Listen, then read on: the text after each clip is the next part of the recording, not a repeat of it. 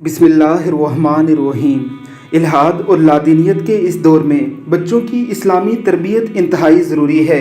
अगर आप अपने बच्चों की गैर रस्मी अंदाज में इस्लामी तरबियत करना चाहते हैं तो हमारे चैनल को ज़रूर सब्सक्राइब कीजिएगा। गैर रस्मी तरबियत के हवाले से सबसे अहम काम आपका अपना अमल है। आप बच्चों के सामने जो जो करते जाएंगे, बच्चे उन्हीं चीज़ों को अडॉप्ट करके उन्हीं चीज़ों को अपनी ज़िंदगी में अपनाते जाएंगे।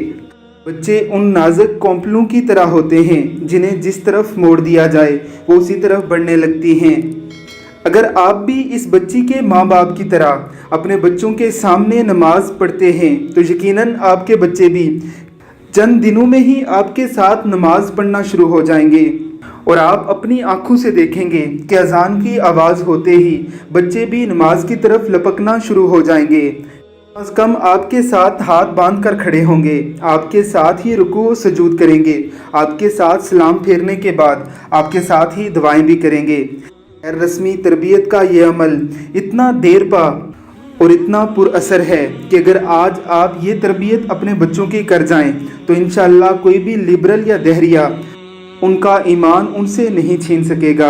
अल्लाह रब्बुल इज़्ज़त की ज़ात हमें अपने बच्चों की तरबियत के लिए पुरफ़िक्र होने की तौफ़ीक़ अता फ़रमाए। आमीन सुम आमीन।